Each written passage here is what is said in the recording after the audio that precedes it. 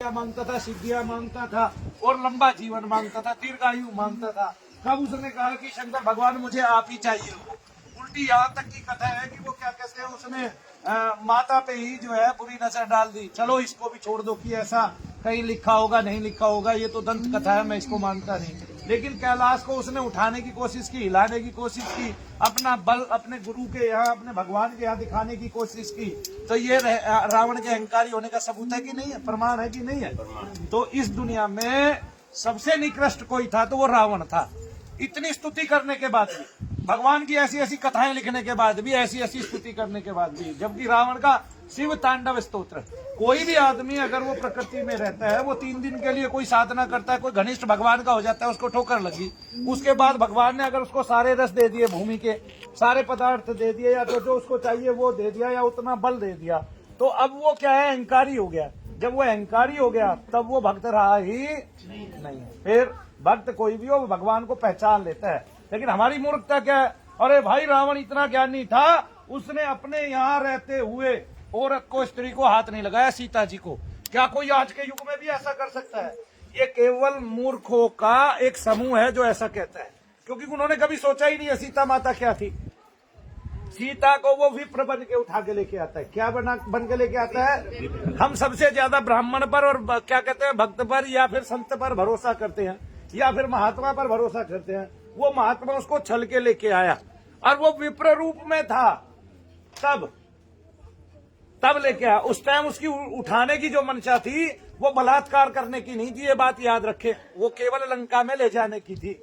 वो लंका में ले जा पाया, लेकिन जब वो लंका में आया और उसने उसके स्त्रीत्व को हरण करने की सोची, तब उन्होंने एक तिनका उठा लिया कि मैंने अगर अपने पति से प्रेम किया है और मेरे मन में उनके अलावा कोई नहीं है, तो इस कमीने की देह में आग लग जाए। और वो जब जब पास आता था उसका उच्चाटन हो जाता था, उसकी देह नोचने लगती थी, रावण को जलन होने लगती थी, इसलिए वो उसको क्रॉस नहीं कर पाया। रावण की औकात नहीं थी, उससे लक्ष्मण रेखा तो पार नहीं हुई। रावण की औकात थी, उससे लक्ष्मण रेखा पार नहीं हुई। अच्छा, अब ये कहते हैं कि रावण बड़ा था। अरे भाई, रावण बड़ा नहीं था। आप हनुमान जी को देखिए ना, वो बड़े थे। भगवान को विप्र रूप रख के और परीक्षण कर लिया कि ये ही मेरे भगवान। रावण क्या बड़ा था? रावण से बड़ा रावण का भाई था, जो लंका में रहते हुए, राक्षसों के बीच रहते हुए, जहां वे राम का नाम कोई कथा कर रहा है, कोई पंडित हवन कर रहा है, कोई महात्मा हवन कर रहा है, उसको मार देते थे। ठीक है, वहां विभीषण राम का मंदिर बना रहा है और राम का नाम ले रहा है। विभीषण की तारीफ होनी चाहिए कि अपने भगवान की वेट कर रहा है इतने वर्ष पहले। तो जो विभीषण था वो रावण कभी हो ही नहीं सकता। फिर घर का भेदी लंका ढाए, लंका ढाए नहीं, लंका बचाए। ठीक है, उसने तो लंका में सारी में आग लगवा दी थी, अगर विभीषण वहां नहीं होता उस टाइम में तो। और लंका पूरी तभी जल गई होती, हनुमान जी ने तभी जला दी होती। तो कुछ शिखर जला के हनुमान जी ने छोड़ दी लंका। क्यों? क्योंकि वहां विभीषण राम का नाम ले रहा था और विभीषण भगवान की तरफ मिला। भगवान ने विभीषण को ही लंका दे दी ना, तो भगवान अपने 10 महारथी छोड़ाते, वहां राज किसी और को दे देते, काम खत्म। तब लंका राक्षसों की रही नहीं जाती। उसके बाद भी क्या राक्षस मर गए थे? नहीं, राक्षसों में कौन था उस टाइम? विभीषण था। तो राक्षसों में बलि नहीं था। अरे अगर जानी धर्मी हो तो बलि जैसा, गुरु के कहने पर भी, मना करने पर भी भगवान को सारी संपत्ति दे दी कि नहीं, देना लेना तो बाद की बात है। कोई मेरे द्वार पे आ गया ब्राह्मण बन के, विप्र रूप रख के, और राक्षस कह रहा है, बलि कह रहा है। ठीक है ना, गुरु बलि बंधु अति ही तपस्वी, है ना। वो बलि और उसके सारे बंधु अति तपस्वी थे, ज्ञानी भी थे। बलि से बड़ा ज्ञानी इस संसार में नहीं हुआ है। भगवान के सामने नतमस्तक होकर हाथ जोड़कर बैठ गया, प्रभु जो संपत्ति चाहिए वही ले लो, क्योंकि उनको पता था सब कुछ नप जाएगा, आज कुछ बाकी ही नहीं रहेगा। तो बलि से बड़ा इस ज्ञानी नहीं हुआ इस संसार में कोई माने तो, और प्रहलाद से बड़ा कोई भगवान का शरणागत नहीं हुआ है कोई माने तो। ठीक है ना, वो भी राक्षस का था पुत्र। तो इसलिए कौन बड़ा है? रावण नहीं, रावण तो बड़ा हो ही नहीं सकता। वो तो हिंसक है, नीच है, पापी है, इसलिए रावण को जलाया जाता है। जलाया ना जाए, पापी हिंसक नीच ना हो तो। और क्या उसने कोशिश नहीं की? जब स्त्रीत्व हरण करने की कोशिश की तब तो उसकी देह में आग लग गई। एक तुनका माता सीता ने उठा के ऐसे आगे कर दिया था, जा, अगर मेरे मन में केवल राम के अलावा कोई भी है और राम के अलावा कोई नहीं है तो तेरा ये हाल हो गया। उसी टाइम उसका बदन जलने लगता था, इसलिए पास ही नहीं आ पाया माता सीता के कभी भी। लेकिन मूर्खों को पता ही, अरे ये बात तुलसीदास जी कह रहे हैं, जिक्र कर रहे हैं बकायदा, लेकिन मूर्खों को पता ही नहीं। वो तो ये कहते हैं उन्होंने तो अपनी वाटिका में उनको वो कर रखा था, अमर कर रखा था। तुम्हें पता है, तुम देख के आ रहे थे, 56 भोग खिला रहा था वो राजकुमारी बना के। हैं मूर्खों की ये वो है। और फिर कोई निंदा करे, रावण इतना बड़ा ज्ञानी, इतना बड़ा ज्ञानी, इतना बड़ा ज्ञानी। आज क्या ढोंग नहीं करते हैं पापी, भगवान का नाम लेके, भगवान का नाम का सहारा लेके क्या क्या ऐब नहीं करते हैं, आज नहीं करते हैं। आज रावण नहीं है तो फिर, और जो आज दिखावा करते हैं, ऐसे ऐसे छली बने बैठे हैं, कुछ हद नहीं, भगवान ही बने बैठे हैं। एक तो कानपुर में ही लो, शंकर ही खुद हो गया, महादेव ही खुद हो गया, शंकर महादेव खुद ही बन गया, और संसार में और सृष्टि में कुछ नहीं रहा। पसीना आता है, सवेरे आधा किलो मल भी निकालता है, तब भी शंकर भगवान बन बैठा। नहीं समझे, ईश्वर की देह की क्या कृपा है, क्या माया है, पृथ्वी लोक पर कैसे चलते हैं, उनके कदम नीचे पड़ते हैं कि नहीं पड़ते हैं, हमेशा सुगंधियां उनके शरीर से छिटकती रहती है, और केवल भक्तजनों का उद्धार करने के लिए वो भ्रमण करते हैं। ये बात नहीं सोच पाते, तब हम ईश्वर के गुणों को भूल जाते हैं, उसकी प्रकृति को भूल जाते हैं। ठीक है, बस यही याद रहता है, रावण ज्ञानी, रावण ज्ञानी। रावण से बड़ा नीच इस पृथ्वी पर ना हुआ है, ना कोई होगा। और जलाना नहीं है, एक रावण बना के मत जलाओ, जब भी दिवाली आए 5 रावण बना के जलाओ, ठीक है ना। 2 कलयुग के नाम के, एक क्या कहते हैं सतयुग के नाम का, एक द्वापर के नाम का, एक त्रेता के नाम का। ऐसे 5 रावण को इकट्ठे फूको, ताकि किसी भी युग में रावण जी ही नहीं पाए। आगे तो उसका आत्मा कोसता रहे उसी को कि तूने बड़े पाप किए। अहंकार हो जाना, ज्ञान का ही अहंकार हो जाना बड़ी नीचता की बात है ना। साम दाम दंड भेद, रावण ने कौन सी नीति नहीं अपनाई भगवान को गिराने की? क्या गिरे उससे? नहीं। कौन सा मार्ग अवरुद्ध नहीं किया? तो क्या रुका? फिर कौन सा मार्ग अवरुद्ध नहीं किया? फिर रावण से बड़ा रावण का लड़का ज्ञानी था, जो रावण ने मांग के लिया था, और रावण ने उसको बहुत सारी शक्तियां दी थी। बोले जी रावण ने तो 9 ग्रहों को पैर के नीचे दबा के रखा था। अरे नीचे नहीं दबा के रखा था मूर्खो, जो 9 ग्रहों की पद्धति है, जो 9 ग्रह बने हुए भगवान शंकर के आशीर्वाद से बने हैं, और भगवान शंकर का जो भी शिष्य इस पृथ्वी पर होगा, धरा पर होगा, और जो भगवान शंकर को भजता होगा, 9 ग्रह उसके पीछे खड़े रहेंगे, ना कि आगे।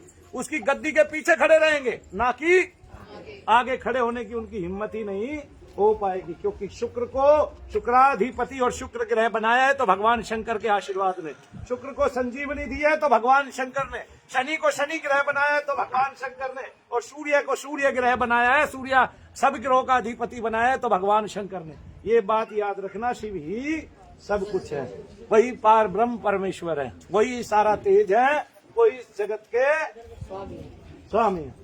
अब वही मारने वाले हैं, वही बचाने वाले हैं, वही बनाने वाले। ठीक है, तब वो जिसका ध्यान करते हैं, जिस तेज का, वही तेज राम रूप रख के क्या करने आता है? रावण का वध करने आता है। वरना तो कौन ऐसा भगवान है जिसको अपना भक्त प्रिय ना हो? है तो फिर तब वो अभक्त हो गया, भक्त रहा ही नहीं, तभी तो मरा। अगर वो भक्त रहता तो कैसे मरता है? बाणासुर की रक्षा के लिए भगवान शंकर कृष्ण और बलदाऊ के साथ खुद युद्ध लड़ रहे हैं लंबे समय तक, और बड़ा भीषण युद्ध लड़ रहे हैं। क्यों लड़ रहे हैं? क्यों लड़ रहे हैं? क्योंकि बाणासुर भक्त है भगवान का, तो बाणासुर बड़ा भक्त है। रावण तो कुछ है ही नहीं, रावण तो पापी है, नीच है। ठीक है, रावण का लड़का कहता है, ए पिताश्री, अब आप एक बात सुनिए ना, वो क्या है? लक्ष्मण जी क्या? शेषनाग के अवतार। और शेषनाग के अवतार हैं भाई। मान लिया मैंने कोई दवाई बनाई है, और उस दवाई का मेरे ऊपर ही असर ना हो, आप ये कहोगे आपने ये दवाई निष्फल बनाई। उन्होंने कोई सिद्धि संसार में दी है, जैसे नागपाश एक सिद्धि है, और वो नागों की सबसे बड़ी सिद्धि है, और वो शेषनाग है, तो उस सिद्धि की अवमानना कैसे कर सकते हैं? कोई और होता, भगवान राम होते तो अवमानना कर देते थे, लेकिन लक्ष्मण जी उसकी अवमानना नहीं कर पाए। क्यों? क्योंकि वो क्या है? नागपाश है, और स्वयं उन्हीं की सिद्धि है, तो इसलिए उन्होंने उसको चलाने दिया। क्या करने दिया?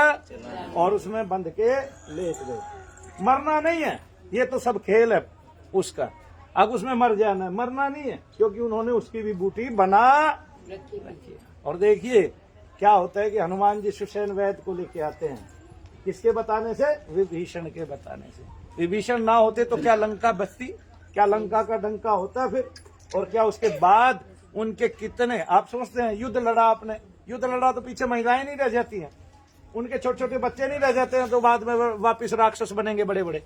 तो फिर तो उनकी वो ध्वजा गई कहाँ, विभीषण जाके फिर विभीषण ने संभाल लिया। फिर वे जो कुल में नव बच्चे थे, नव आगंतुक थे, या कुल की जो संपदाएं थी वे वापिस जीवित रही, बच गई। अर्जुन हर के मरने के बाद भी तो उत्तराधिकारी रहे, जन्मेजय आदि रहे कि नहीं रहे, जबकि सारे पांडव और कौरव सारे चले गए हैं जी। 5 बचे, उन्होंने भी शरीर देह का त्याग कर दिया, ये सोच के कि अब हमारे लिए संसार में क्या है, जो हमने करना था वो कर लिया। नहीं समझे आप? हाँ, तो फिर क्या होता है कि आप यहां से देखिए, तो हम लोग क्या है बहुत जल्दी निर्णय कर लेते हैं, और किसी ने कुछ कह दिया उसको मान लेते हैं। अरे भाई उस पर बारीकी से जाइए ना। तो फिर तब रावण का बेटा कहता है, ओ पिताश्री ये बताइए मुझे कि मैं अगर शिवास्त्र छोड़ता हूं, पाशुपत अस्त्र छोड़ता हूं, तो वो लक्ष्मण जी की परिक्रमा करके वापिस आ जाता है हाथ जोड़ के, और मैं ब्रह्मास्त्र छोड़ता हूं वो भी लक्ष्मण जी की परिक्रमा करके वापिस आ जाता है, और मैं हरि अस्त्र छोड़ता हूं वो भी लक्ष्मण जी की परिक्रमा करके वापिस आ जाता है। तब फिर संसार में इन 3 अस्त्रों के अलावा ये, और ये अकेला है पूरी सृष्टि पर, ये भी बता रहा हूं, ये अकेला है पूरी सृष्टि पर। भगवान शिव के पास पाशुपत अस्त्र है, दूसरा अस्त्र ही नहीं है, क्योंकि उनका यही अस्त्र संसार में सबसे बड़ा है। वो उससे किसी का भी हनन कर सकते हैं। लेकिन ये राक्षस का औलाद, राक्षस का पुत्र, जो बहुत ही ज्ञानवान है, ज्ञानी भी है, शूरवीर भी है, और जिसका नाम क्या है, ये इतनी तपस्या करता है, अपने बाप से ज्यादा तपस्या करता है। किसी ने गर्दन दी और किसी ने कुलो कुलो तपस्या की हो, दोनों में अंतर होता है, ठीक है ना। आपने गर्दन दी, भगवान आपको बचाने आ गए, ठीक है। बड़ा तो वो है ना जो सदा सदा भगवान को याद रखे। तब वो कहता है कि सारे अस्त्र प्रणाम करके आते हैं। जब लक्ष्मण जी ये हैं तो राम क्या है, और फिर खुद प्रणाम, अपनी आन बताता है उसको कि मेरी ये आन है। धर के चाटिएगा, अपने कुल का हनन करा दे, और वो भी अपनी अहम वृत्ति के कारण। ये कौन सा ज्ञानी है संसार में, ये बताइए कौन सा बड़ा ज्ञानी है? भगवान ने अपनी औकात ऐसी बनाई है कि वो सबके दिल में रहता है, और हमने अपनी औकात अहम वृत्ति के कारण ऐसी बनाई है कि हमें पता है वो हमारे बेहतर, हम उसको देख नहीं, झांकते नहीं, और उस दिल के दरवाजे उसके लिए खोलते नहीं। अरे वेदों में जाओगे तो भगवान का एक नाम मिलेगा, मित्र। क्या नाम मिलेगा? मित्र। वो आपका मित्र है। क्या है? मित्र। उससे बड़ा संसार में कोई हमारा मित्र नहीं हो सकता। आपने सारी माताओं को पूज लिया, सारे देवताओं को पूज लिया, फिर भी आप ये देखो कि अगर वेद आपने पढ़े हैं कभी, तो ये देखिए उनमें जिन देवताओं का हम इस सृष्टि पर रहकर पूजन भजन करते हैं, अर्चन करते हैं, उन देवताओं का आपके वेदों में नाम ही नहीं है। माँ सूर्य है, चंद्र है, अर्यमा है, धात्रा है, मित्र है, वरुण है, अरुण है, लेकिन और इंद्र है, लेकिन क्या नहीं है? ब्रह्मा विष्णु महेश वहां नहीं है। फिर नहीं है तो रुद्र को ही क्या शिव माना गया है? क्या माना गया है? शिव माना गया है। और रुद्र ही शिव है, और वही इष्ट है, और वही इंद्राधिपति हैं, इंद्र के भी अधिपति हैं, और वही सारी सृष्टि का संचालन करने वाले हैं। जो सहज है, सरल है, अघोर है। अघोर का मतलब होता है जो घोर नहीं है, जिसकी प्राप्ति बहुत जल्दी हो जाती है। ऐसे शिव ही तो हैं, इसलिए तो उनको भोलेनाथ कहते हैं हम आम भाषा में। कितनी बड़ी बात है। क्या नाथ कहते हैं? भोलेनाथ कहते हैं। उदाहरण देखने के लिए कहीं से नहीं लेके आओगे, लेकिन मेरी बात याद रखना, अगर आपने रावण को ज्ञानी मान लिया तो अपनी अहम प्रवृत्ति को बढ़ा लिया उसी क्षण, तत्काल, ठीक है। और फिर एक बात कि मनु भैया ने पूरी जिंदगी में कल पहली बार शिव तांडव स्तोत्र को सुना है, वो भी बिना अर्थ के। बस भगवान की स्तुति है, उसने गाई है इसलिए सुन लिया, वरना तो मैं रावण की अहम वृत्ति वाली स्तुति को सुनना ही नहीं चाहता। हालांकि जब उसने ये स्तुति लिखी थी तब उसमें अहम नहीं था, केवल ईश्वर को प्राप्त करने की चाह थी, और ईश्वर को भी नहीं, केवल सिद्धियों को प्राप्त करने की चाह थी, बल को प्राप्त करने की चाह थी, अमर होने की चाह थी। ये चाह नहीं मिटती मानव की। उसको पता है माथे पे पसीना आ रहा है, शरीर से 24 घंटे कहीं ना कहीं से मल निकलता रहता है, झड़ता रहता है, और ये पंच तत्व का पुतला है जीवन कांच का बाजा, अचानक फूट जाएगा, और इसको फूट जाना है। फिर भी अमर होने की चाह लेके क्या करना है, ठीक है। तो गति बनाइए, वरना एक दिन ये कहेंगे लोग कि बाल बच्चे कहे मरिए बूढ़ा काम आने के काबिल। और तब ठीक चलना क्या सीखोगे जब यमराज फौज लेके करने को जंग आया, सब मायूस हाथ मल के वापस बेरंग आया, तो फिर बेरंग होकर मायूस होकर हाथ मल के ही चले जाओगे यहां से। यमराज किस क्षण आ जाएगा, और वो यम है, वो वायु देवता है, वो वायु के देवता हैं, और वही हनुमान जी हैं। चाहे जिसका पल में प्राण खींच ले और चाहे जिसका पल में प्राण सींच दे, हमेशा इस युग पर, इस पृथ्वी पे हमेशा वायु रहेगी। इसलिए हनुमान जी को ये वरदान मिला हुआ है। क्या कहते हैं कि हे वायु पुत्र, आप सदैव इस सृष्टि पर रहेंगे ही। उसकी साम्य अवस्था में आप ईश्वर की प्राप्ति करेंगे, उसकी द्वेलन अवस्था में, मलिनता में आप ईश्वर को भूल जाएंगे, खो जाएंगे। ईश्वर आपको इस प्रकृति पर नहीं मिलता, इसलिए प्रकृति खुद जाती है, सूक्ष्म स्वरूप धारण करके कुंडलिनी शक्ति होकर उठती है। जब तक रावण वाली अहम वृत्ति नहीं मिटती, तब तब नाभि चक्र से आपकी ऊपर कुंडलिनी शक्ति उठती ही नहीं है। जब तक गम बीज का आदमी जाप नहीं करता, गणेश जी माँ की गोद से उठ के खड़े नहीं होते, वो माता उठ के चलती नहीं है। और गणेश जी को बड़ा होना पड़ेगा उस गम गकार बीज को, जो श्वेत वर्णी है, पंच वर्णी है, और जो पृथ्वी का वर्ण है, पृथ्वी का तत्व है, और जो समस्त सिद्धियां रिद्धियां प्रदान करने वाला है, समस्त वैभव प्रदान करने वाला है, उस गणेश जी के गकार बीज को भजना पड़ेगा। लेकिन ये वैभव कब आता है गणेश जी का भी? जब आप गम बीज का जाप करते हैं, तो गणेश जी गम बीज के जाप से क्या करते हैं? आपके कामासुर को मारते हैं, क्रोधासुर को मारते हैं। कामासुर क्रोधासुर मारे, मया अहंतासुर संघारे। लोभासुर को, अहंतासुर को, कामासुर को, मदासुर को, मत्सरासुर को, तो ये असुर गणेश जी ने खुद मारे हैं। तो गणेश जी की इसलिए प्रथम पूजा करते हैं, ताकि ये शरीर के सारे असुर जो समय समय पर खाद बीज पाके जाग जाते हैं, जैसे बारिश आने पर मेंढक जमीन से ऊपर आ जाता है और टर टर टर्राने लगता है, ऐसे असुरों का नाश किसने किया है? गणेश जी ने किया। इसलिए जब हम गम बीज का ओम गम गणपते नमः जब हम जाप करते हैं, तो काम तीव्रता के साथ हमारे शरीर से घटने लगता है, क्रोध घटने लगता है, लोभ घटने लगता है, मोह घटने लगता है, मद और मत्सर घटने लगता है। लेकिन किसी का ये बढ़ता जाता है और वो भगवान का होता जाता है, ऐसा कदापि हो नहीं सकता। क्योंकि जो असली में भक्त है, मूल में भक्त है, वो अंत समय पे अपना सब कुछ बांट जाते, वो अपने पास कोई संपदा नहीं रखते और कोई थैली नहीं रखते हैं, क्योंकि उनका अंत ऐसा ही होता है। वो उसकी गति कर देते हैं, कुछ को दान कर देते हैं और कुछ को अपने से जुड़े लोगों को प्रदान कर देते हैं। वो अपने पास कुछ रखते ही संसार असार है, फिर भी क्या सार ढूंढते हो इसमें, और सब कुछ भूल जाने वाले हो। 3 दिन पहले का खान पान याद नहीं है, तब केवल भगवान की ओट क्यों नहीं लेते हैं, जिसके लिए नेति नेति कहते हैं, और फिर उसकी कोई स्तुति नहीं है। सबने मन के अनुकूल उसकी स्तुति लिखी है, और सबका मन अलग अलग स्वभाव रचता है, सबके मन में अलग अलग स्वभाव बसता है। तो जब समाधि में होते हैं मन नहीं होता, समाधि से बाहर होते हैं, व्युत्थान आता है समाधि में, तब मन होता है, और मन हमेशा प्रकृतिस्थ होता है, और उस मन में मलिनता होती है, उसमें वायु का कलंक लगा होता है। क्या लगा होता है? उसकी वायु कलंकित होती है, और उस कलंकित वायु को स्पर्श पाकर हम जो मन से भगवान की स्तुति लिखते हैं, वो सदैव शुद्ध ही रहती है। लेकिन भगवान उसको भी स्वीकार करते हैं। क्यों? क्योंकि उसको बताना है कि वो ईश्वर है, और हमें ये जानना है कि कहीं ईश्वर रहता है। तो प्रकृति से बाहर निकलो, संसार के मोह को त्यागो, और जो व्यक्ति सामने दिखाई दे, जो बालक सामने दिखाई दे, जो आदमी सामने दिखाई दे, उसकी इस शरीर से किसी ना किसी रूप में सेवा कर दो, तो इस संसार का सार तुम्हें मिल जाएगा। क्यों? क्योंकि माँ के गर्भ से आपको कर्म करना पड़ता है। फिर मैं एक बात बताता हूं कि सारी दुनिया में बहुत सारे संत हैं, और वे 2 चीज बताते हैं। एक चीज पहली कहते हैं 84 लाख योनियों के बाद मानव जीवन मिला है, और दूसरा ये कहते हैं कि आपके पाप आदि कर्म आगे आ रहे हैं। जब 84 लाख योनियों के बाद ये जीवन मिला है, और केवल पुण्य कर्मों से मिला है, किससे मिला है?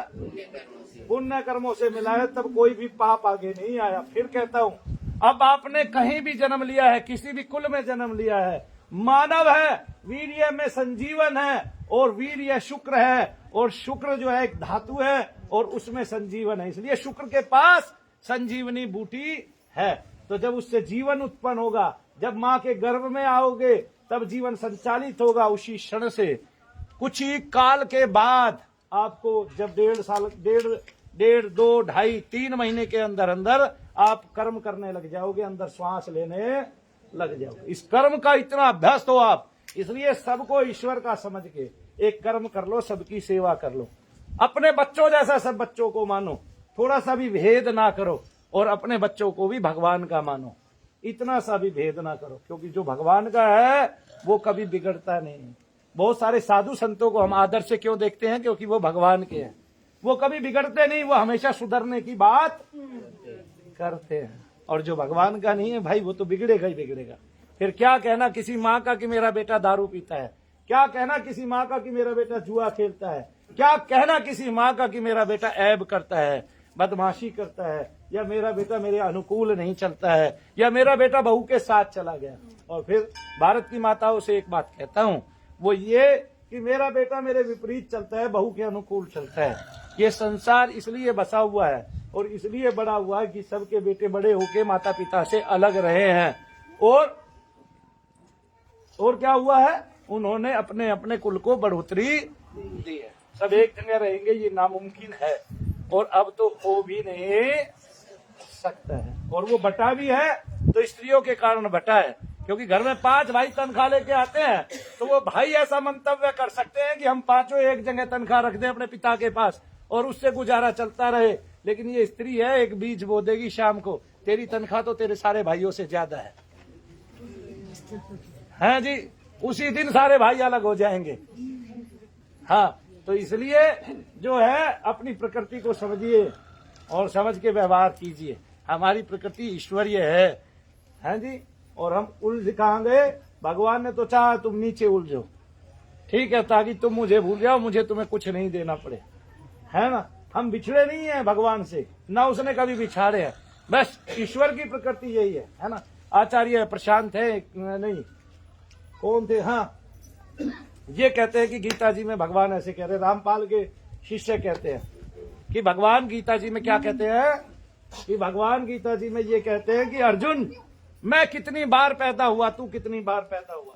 तो भगवान बार बार पैदा होते हैं तो उनको पूर्ण ब्रह्म नहीं कह सकते, लेकिन वो साथ में ये बात नहीं जानते कि भगवान ये कहते हैं कि मुझे अपना सब कुछ याद है आज तक का, और तुझे अर्जुन कुछ भी याद नहीं है, तुझे तेरे इसी जीवन का याद है। और मैं बताता हूँ, तू इसका इतनी बार दादा बना और ये तेरा इतनी बार दादा बना, जिसके लिए तू आज रो रहा है, तड़प रहा है कि मैं मेरे हाथों से मेरे दादा के खिलाफ कैसे शस्त्र उठाऊंगा, वो भीष्म के खिलाफ कैसे अस्त्र उठाऊंगा, जबकि वो मेरे प्राण प्रिय है। तो जिसको सबसे ज्यादा प्रेम करता है, सबसे ज्यादा तीर उसी को लगवाते हैं भगवान, क्योंकि वो अधर्म के खिलाफ हो, अधर्म के साथ हो जाता है और धर्म के खिलाफ हो जाता है ना। कहीं कोई शब्द गलत निकल जाए तो माफ कर देना भाई, जीभ है ना, बूढ़ा इधर उधर हो जाती है। इसलिए हमें बहुत सारी बातें सीखने में आती हैं और बहुत सारी सूक्ष्म बातें हैं और वे गहन हैं। तब राम रावण की नाभि में तीर मारते हैं, और नाभि में तीर मारते ही जो अहंकारी होता है उसका अहंकार छूट जाता है। अहंकार छूटते ही आदमी ईश्वर का हो जाता है ना। तो ममता और मोह के कारण अहंकार उत्पन्न होता है। तुलसीदास जी कहते हैं, ममता और मोह रूपी मल को त्याग दो, तुरंत ईश्वर को प्राप्त हो जाओगे। फिर यहाँ कहते हैं कि जब उसकी नाभि में तीर मारते हैं तो अहंकार चूर चूर हो जाता है। रावण उस दिन मर जाता है, मर नहीं अमर हो जाता है। अहंकार छूटते ही रावण ईश्वर का हो जाता है। भगवान राम के हृदय में उसकी आत्मा समा, तो जहां से वो उत्पन्न हुआ वहीं पे चला जाता है। तब भगवान कहते हैं, यदा यदा ही धर्मस्य ग्लानिर्भवति अभ्युत्थानम अभिधर्मस्य तदात्मानम। मुझे इसका अर्थ नहीं पता, लेकिन इसका अर्थ ये होना चाहिए। कौन बताएगा? इसका अर्थ ये होना चाहिए, कौन बताएगा? कि जब जब धर्म की हानि होती है अर्जुन, तो मैं इस धरा पर आता हूँ धर्म की स्थापना करने। अधर्म को मूल समूल सहित नाश करने नहीं आते। फिर भी अधर्म का कोई पलड़ा छोड़ जाते हैं, फिर भी पापाचारी को थोड़ा बहुत छोड़ जाते हैं ताकि वो फिर बढ़े, फिर सत्य झूठा पड़े, सत्य के ऊपर झूठ कब्जा करने की कोशिश करे और फिर वो बलपूर्वक क्या करे, अपने भक्तों की आंत्रनाद के कारण जन्म ले, इस पृथ्वी पर अवतरित हो और हमारे दुखों का फिर से हनन करे। तो फिर कल की अवतार की कल्पना क्या है? कल्पना यही है कि कल की उत्पन्न होंगे और हमारे सारे दोषों का, शारीरिक दोषों का हरण करेंगे, क्योंकि शरीर में शैतान है। बाहर कहीं शैतान मनु भैया को तो अब दिखाई देता नहीं है, क्योंकि जो बाहर का शैतान है आज उससे निपटा जा सकता है, चाहे कोर्ट के जरिए, चाहे वकील के जरिए, चाहे पुलिस के जरिए और चाहे शस्त्र के जरिए। लेकिन जो अंदर का शैतान है उससे कैसे निपटोगे? उस पे ना शस्त्र चलता है ना अस्त्र चलता है, उस पे केवल नाम। तब महर्षि चरक लिखते हैं कि उस उन्माद को केवल नाम जप से और किससे? मंगल उद्भावना से, यानी कि मंगल स्तुतियों से भगवान की, इसको कम किया जा। और किसी ने उन्माद खत्म कराना है, हाजिरी आती है मनु भैया के दरबार में, आइए अपने उन्माद को खत्म कीजिए पहले और देखिए उन्माद कैसे खत्म होता है। तो 99% लोग तो 8 बार में ही उनका उन्माद खत्म हो जाएगा। और फिर उन्माद भी ऐसा है कि किसी को 40 साल से है, किसी को बचपन से है, किसी को कब से रमा हुआ है, किसी को कब से रमा हुआ है। लेकिन उन्माद खत्म करने का हमें फार्मूला मिल गया है।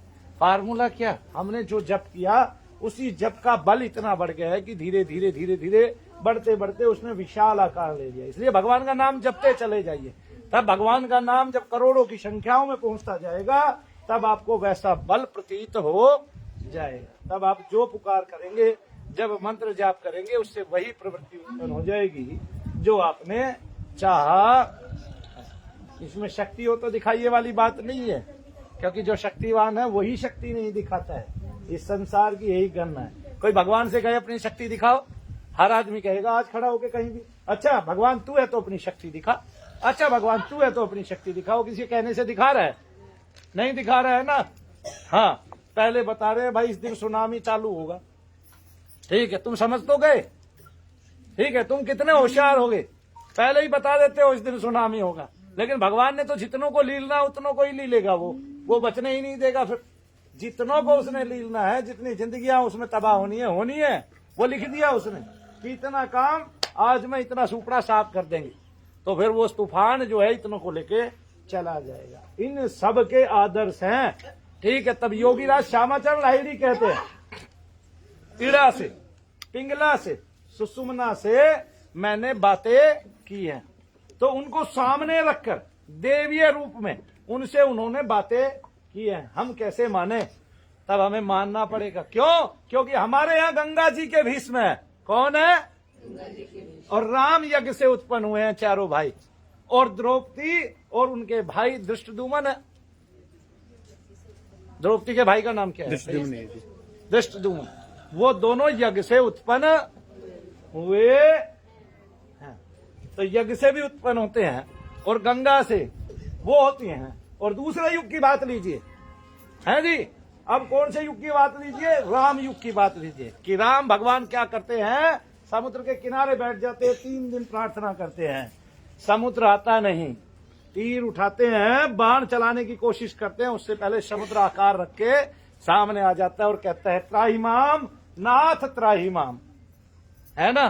तो जो स्थूल था, बड़ा स्थूल था, वो एक छोटा आकार लेके सामने प्रकट हो जाता है, ठीक है। आज के तो ये संभव नहीं। फिर साइंस कहेगी अच्छा ये जल ने आदमी वाला आकार कैसे ले लिया? अरे भाई तुम वैसे ही बादलों में आकार को ढूंढते हो। जो साइंटिस्ट था वो पहले बच्चा था, वो ऊपर देखता था बादलों में, उसको हाथी दिखाई देता था। आज तो नहीं दिख रहा, दिखाई देता था कि नहीं, है जी। लेकिन आसमान में बहुत सारे जीव रहते हैं। पता कैसे चलता है? कि जैसे अब गर्मी पड़ रही है, वे जीव जो बारिश में होते हैं उनमें से बहुत सारे जीव विनष्ट हो गए, तब उनका बीज कहाँ रह गया पता नहीं। फिर बारिश आएगी, वो फिर उत्पन्न हो जाएंगे। वो बीज कहाँ चले गए? किसी साइंटिस्ट ने दिखाया नहीं, ये बीज ये है और इससे ये गिजाई बनेगी इतनी लंबी, ये बीज ये है, इससे वो जो दीवारों पे चलती हैं वो बनेगी इतनी लंबी। वे बीज है कहाँ? किसके पास है? जो बारिश के सीजन में होते हैं, बाद में होते ही नहीं। कौन बिखेर रहा है उन बीजों को? किसकी क्षमता है ऐसी विलक्षण? किसकी क्षमता है ऐसी? अरे जो संजीवन है और जो शुक्र है, जो धातु है, उसको किसी दूसरी माता के कोख में रख दिया तो वो तो उत्पन्न होगा ही होगा। इसमें तुमने न्यारा क्या कर दिया? मैं तो जब मानूं कि जब तुम ऐसा कोई धातु बना दो मिला के मिक्स करके कि जिससे बच्चा उत्पन्न हो, बच्चा ना हो डायनासोर ही हो जाए। नहीं जी, चलो गधे जैसा कोई प्राणी उत्पन्न हो जाए, चलो जी छोड़ दो छपकले जैसा कोई उत्पन्न हो जाए बड़ा सा अलग से मुंह का, मैं तो तब मानूं कि साइंस ने कोई उन्नति की है। अरे साइंस कुछ भी नहीं है उस ईश्वर के सामने। सारी साइंस उसके चरणों से निकली है और जिस दिन चाहे उस दिन ध्वस्त कर सकता है सारी साइंस को। इसलिए ईश्वर की शरण गहो, उसके अलावा कुछ मत गहो। यहाँ से ऊपर जाना है। बड़े बड़े महात्मा यहीं रह जाते हैं, कुछ लोक कल्याण के लिए, लोकोपकार के लिए। जैसे सन्यासी बाबा यहीं रह गए, किसके लिए? लोकोपकार के लिए। हाथीवान यहीं रह गए, किसके लिए? लोकोपकार के लिए, कि लोगों का उपकार करना ही करना है। सजाना वाले दोनों बाबा यहीं रह गए, किसके लिए? लोगों को आते जाते दिखते हैं। और जिनको तुमने क्षेत्रीय देवता बना दिया है वे भी यहीं रह गए, किसके लिए? लोकोपकार के लिए। और तुम्हारे बहुत सारे पितृ जो स्वच्छ होके घूमते हैं, धोती पहनते हैं, कुर्ता पहनते हैं, लाठी लेके तुम्हारे घर की रक्षा करते हैं, तुम्हारी दीवारों पे ओट लगाए रखते हैं कि कोई उसके घर में, उसके कुल में कोई मलिन आत्मा ना घुस जाए। वे किसके लिए काम करते हैं? लोकोपकार के लिए, अपने कुल की उन्नति के लिए। तो बहुत सारी आत्माएं यहीं रह जाती है, ऊपर वाले का आकर्षण हो ही नहीं पाता है। और जिनका आकर्षण होता है उनको ये रह जाता है कि इनका कौन है? तो इनका ईश्वर है, उनको ईश्वर की बातें बताएगा कौन? तब बहुतों को जो जमीन पर रहते, हम जैसे ही याद करते हैं उनकी तरंगे हमारे अंदर आ जाती है। और जो जमीन पर नहीं रहते, जो केवल उस आकाश के स्वामी हैं और इस धरा के क्या है? पति हैं, धराधिपति हैं, चराचर धरा के, चराचर जगत के अधिपति हैं, है ना? उन ईश्वर की शरण गहो, उस ईश्वर की शरण में रहो। है? तो भाई टीवी वाले तो आजकल ये कहने लगे हैं कि मनु भैया के आसपास जो है वो एक ऐसी भीड़ रहती है जो पढ़ी लिखी नहीं है, अनपढ़ है। मैं ये चाहूंगा कि आप, फोन चला हुआ है, लाइव भी चल रहे हैं हम, आप में से जिसने जो जो डिग्री ली है वो बता दे, बस डिग्री मेरी ये है, खाली ये बताएं। हाँ जी, आपकी डिग्री क्या है? LLB। हाँ, आपने LLB कर रखी है। MA from political science honour, DU topper. DU topper, MA from political science honours, masters in biotechnology, masters in biotechnology, diploma in pharmacy और bachelor in pharmacy, bachelor in pharmacy, diploma in pharmacy. Polytechnic, ऐसे बोलिए। 12th और polytechnic, polytechnic की हुई है।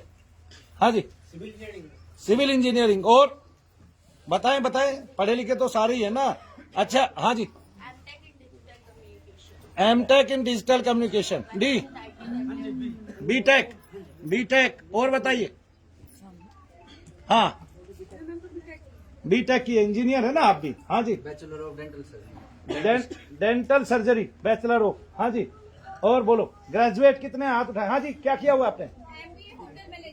MBA hotel management, B.Com। Graduation वाले हाथ उठाए सारे। ग्रेजुएशन वाले हाथ खड़े करेंगे जिन्होंने ग्रेजुएशन कर रखी है। ग्रेजुएशन और पोस्ट ग्रेजुएशन की है, चारों तरफ दिखाओ। पोस्ट ग्रेजुएशन वाले भी हाथ खड़े कर ले। ग्रेजुएशन, पोस्ट ग्रेजुएशन, ठीक है जी, बहुत अच्छे। अब वे हाथ उठाए जो 12वीं तक पढ़े हुए हैं, जो 12वीं क्लास तक पढ़े हुए हैं जी। अब वे हाथ उठाए जिन्होंने 10वीं तक पढ़ाई किया या बीच में छूट गई है। ठीक है, अब आपने देख लिया और सारी दुनिया देख ले कि मनु भैया खुद पढ़े हुए हैं, तो इसलिए सब पढ़े हुए आते हैं और वही मनु भैया की बातों से सहमत हैं। क्यों? क्योंकि मैं उनको सामने करके, समक्ष करके सारी चीज दिखाता हूं। और ये दिखाना और करना और उससे आराम होना। जैसे एक चैनल वालों ने बाहर 4 आदमियों का इंटरव्यू लिया, उन चारों आदमियों ने ये बताया कि हम ठीक हो गए हैं, और एक ने तो ये बताया ठीक हो गया, भगवान के दर्शन करने आते हैं। तो उन सब के लिए तालियां हो जाए जिन्होंने संविधान से।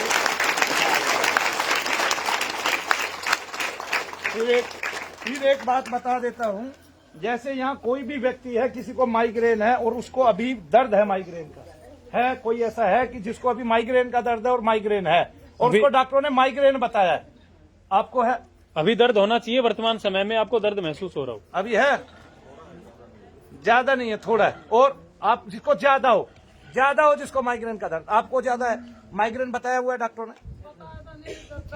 नहीं, रुको आप। हाँ, वो किसी को माइग्रेन का दर्द बताया हो? किसी को भी माइग्रेन का दर्द हो रहा हो, माइग्रेन हाँ। बता रखा हो, आपको है?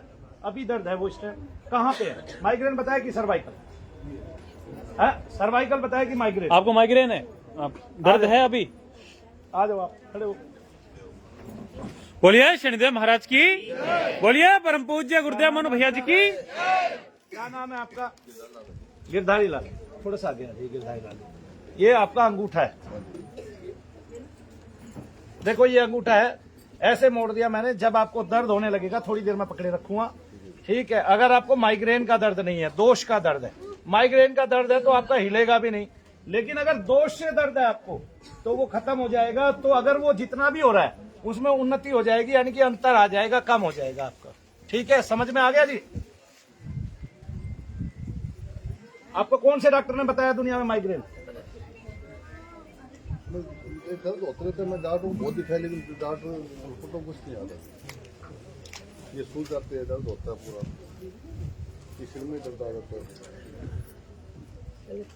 और होता कब से है? ये लगभग 4-5 साल से हो गया। देखो यहाँ दर्द हो रहा है अभी, नहीं, कम हो रहा है, मतलब थोड़ा और मोड़ने पे होगा हल्का सा। इस दर्द में उस दर्द को भूला नहीं जा सकता। जैसे ये छूटेगा वो दर्द उतना ही होना चाहिए, फिर वो उतना ही महसूस होगा। ठीक है ना? ये बात तो सब जानते हैं कि नहीं जानते हैं?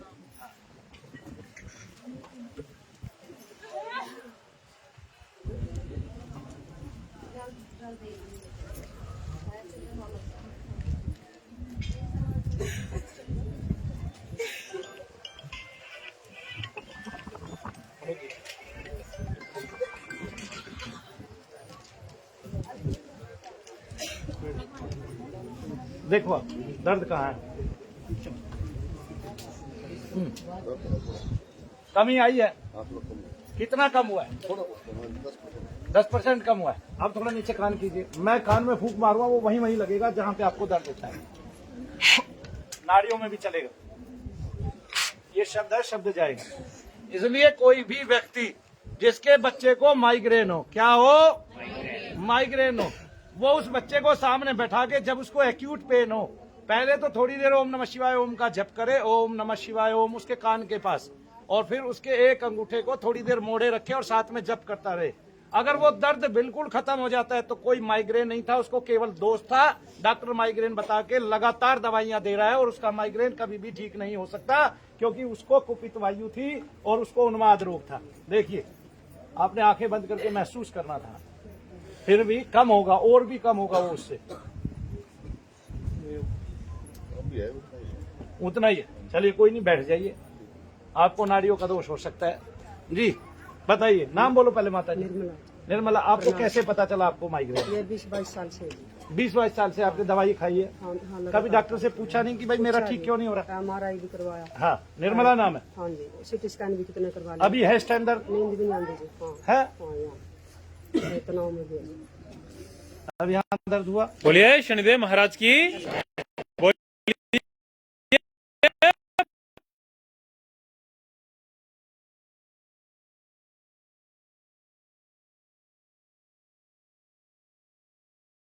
देखता हूँ वो दर्द दोष से ना हो आपको, आपके शरीर में किसी। माइग्रेन करवाई।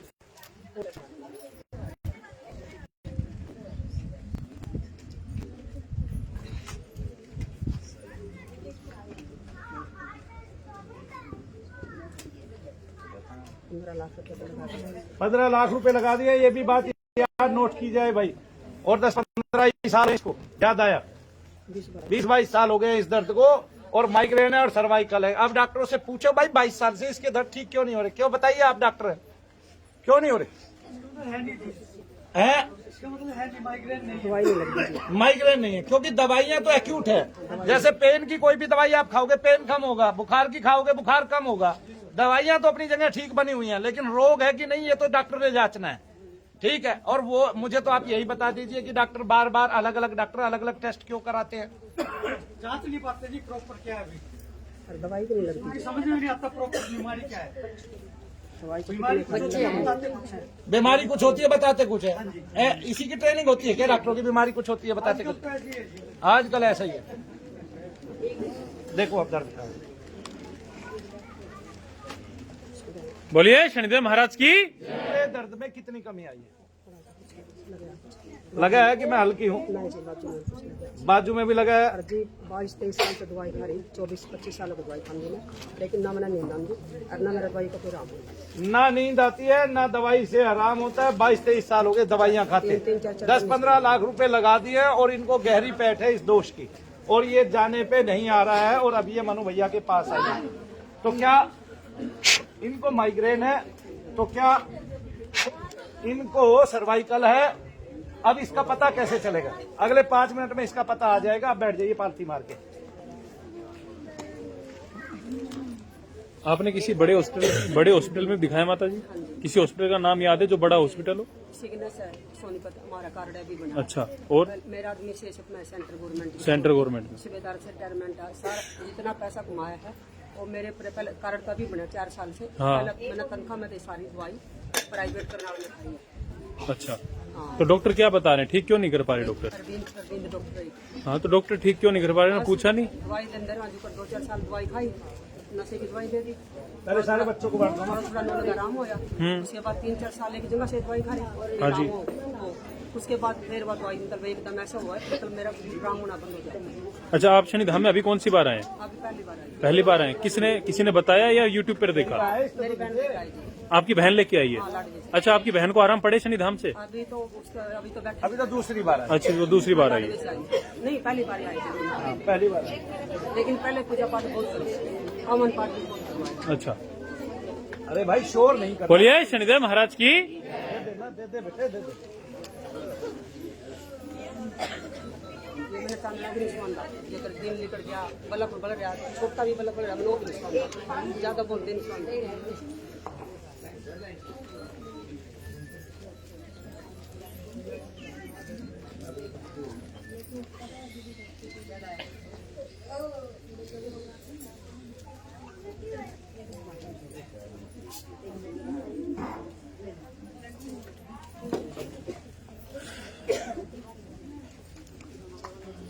एक 30 साल से ऐसी हाँ, ये नहीं बताओ आप मुझे, बहुत बातें बता ली आपने। आप बस ये बताओ दर्द कहाँ है? अभी दर्द बताएं जी, अभी हो रहा है या नहीं हो रहा? यहाँ अब वो कितना रह गया? इधर का थोड़ा कुछ ठीक हो रहा और भी ठीक हो? है, पूरे का कुछ या तनाव तो बहुत जैसे टेंशन में इतना तनाव। वो तो अब डॉक्टर मैं ने बता ठीक कर देता हूँ दिया। इसको मैंने कैसे ठीक किया। ठीक है, एक है बगलामुखी माता। कौन सी? वैसे तो मैं हर मंत्र से ये करके आपको दिखा सकता हूँ, लेकिन मैंने सारी दुनिया को दिखाना है और सारे संसार को बताना है कि मंत्र कैसे काम करता है, कैसे काम करता है मंत्र। एक है बगलामुखी माता। अब हम बगलामुखी माता से प्रार्थना करते हैं न्यासित करके। बहुत सारे लोग बगलामुखी माता का एक बीज बताते हैं, ह्रींग और ह्लींग, है ना। ह्लींग बताते हैं, ह्रींग बताते हैं, है ना। और बहुत सारे लोग इसको ह्लीम और ह्रीम बोलते हैं। ठीक है, तो इसी बीज को 2 रूपों में बोला जाता है। तो हम बोलते हैं ह्रींग। ह्रींग बोलने का कारण क्या है? क्योंकि ह्रींग में अग्नि, वायु और आकाश आते हैं। क्या आते हैं? अग्नि और आकाश का तत्व आता है।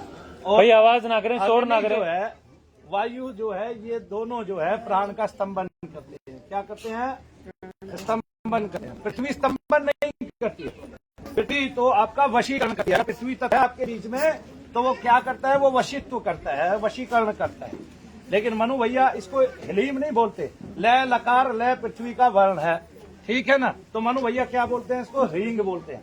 तो इसलिए पहले बता देना चाहता हूं, क्योंकि आजकल टीवी पर बहुत बड़े बड़े ज्ञानी बैठे हुए हैं और इस बीज की भी चर्चा करनी है, तो बहुत गहराई से और भी बता सकता हूं इसके बारे में। इस बीज का अर्थ क्या है, कहां से उत्पन्न हुआ है, कैसे उत्पन्न हुआ है, कहां से चलता है, कौन से चक्र का शब्द है और क्या क्या कर सकता है आपके जीवन में, क्या बदलाव लेके आता है।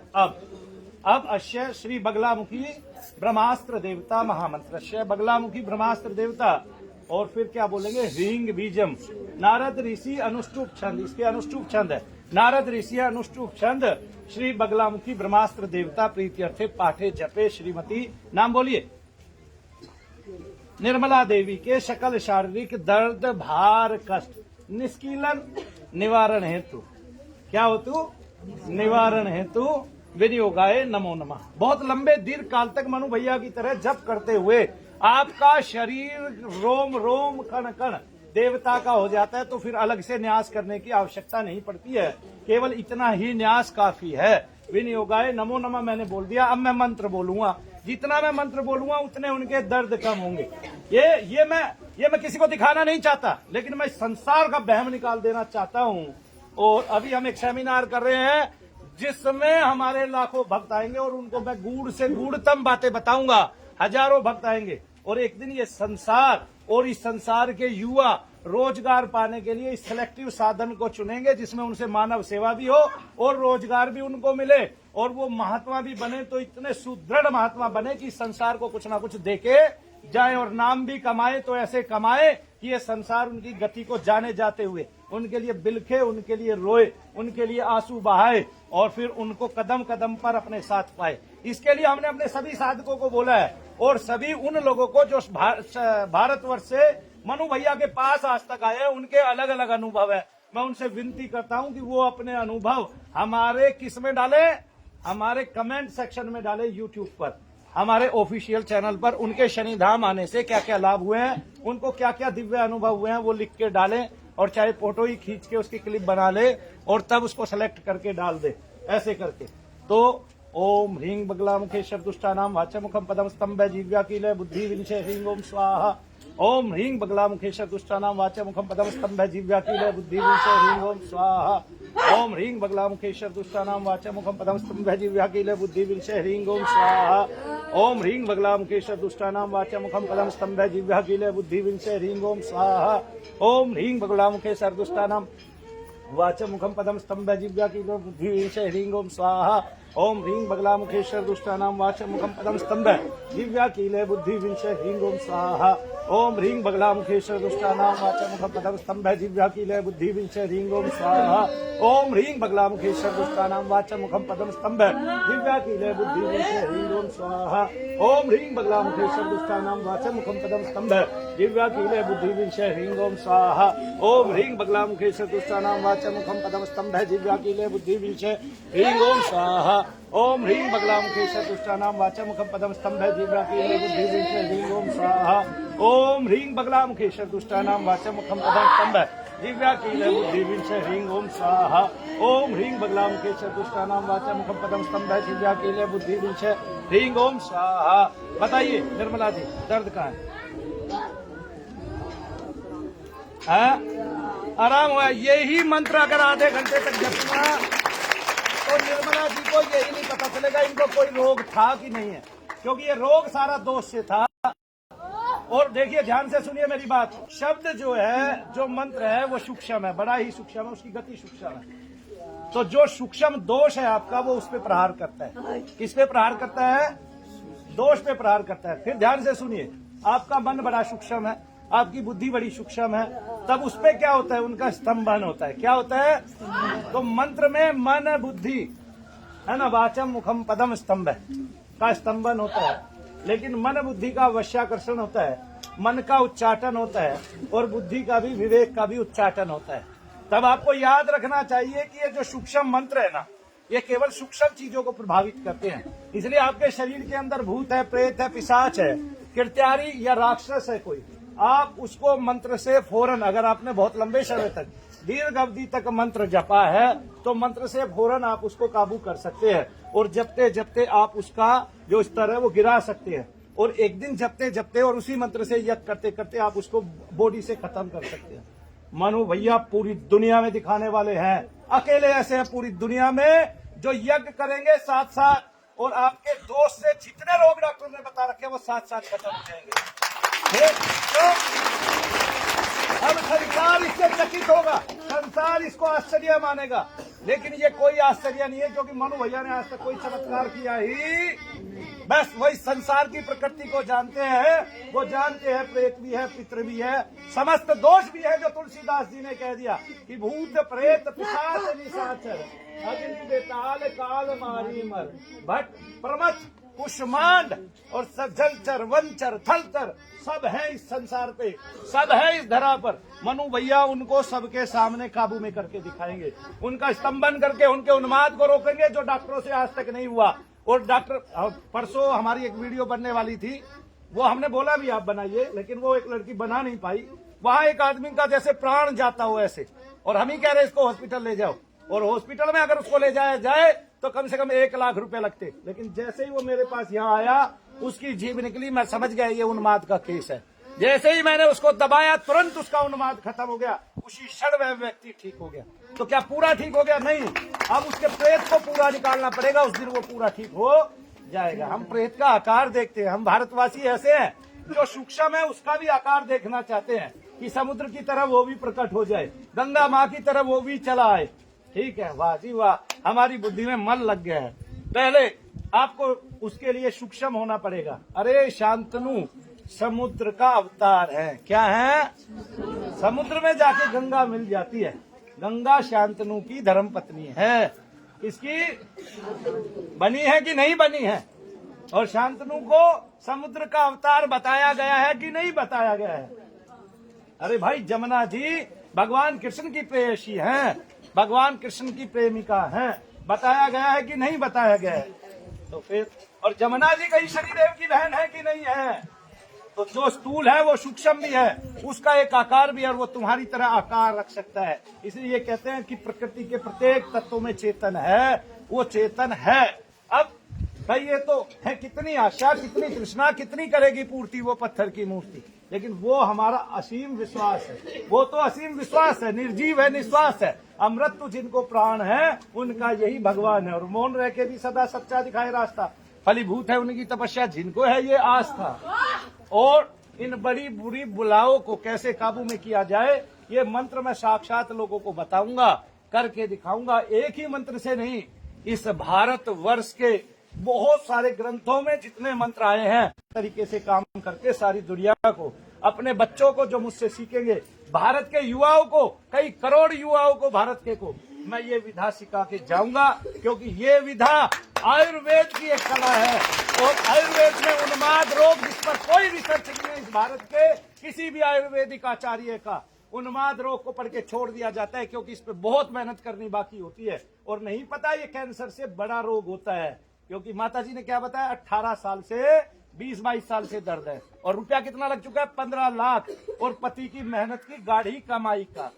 और यहाँ कोई 15 लाख रुपया नहीं लगते, यहाँ हवन होता है 8 बार में, आपको आराम पड़ते ही पड़ते हैं। अगर आपको उन्माद रोग है या आप पितृदोष से पीड़ित है, तो क्यों भाई, पितृदोष हमारी परंपरा थी कि नहीं थी? आप घर में तो पितृदोष करते हैं, और टीवी पे पितरों के लिए, उत्थान के लिए कार्य करते हैं, और टीवी पे बोलते हैं कि ये सब ढोंग ढकोसला अंधविश्वास है।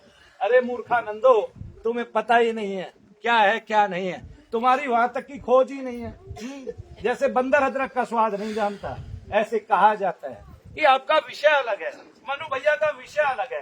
मनु भैया की 20 साल की खोज है, ठीक है, आप विपरीत जाके मेरी खोज को और जल्दी सफल कर दोगे। क्यों भाई? बोलिए शनिदेव महाराज की। खोज फिर और जल्दी सफल हो जाएगी। अब फिर कोई देखना चाहता है, तब मैं दूसरा मंत्र यूज करूंगा। बहन जी आप बैठ जाए, मैंने करके दिखा दिया, अब बैठिए जरा। हाँ बताओ क्या होता है? हमको कोरोना से हाँ, कोरोना से इसे पूरे सर में दर्द है। क्या वो दर्द अभी भी है? नहीं, दर्द बहुत तेज है आज। क्या वो अभी भी है? हाँ। तो अभी तो नहीं कहेगी, फिर हाँ कह रही है। अभी दर्द महसूस हो रहा है इस टाइम। आपका क्या नाम है बहन जी? दमयंती नाम है। तो दमयंती को देखिए। अब अगला मंत्र आ जाइए, दमयंती को देखिए। अगला मंत्र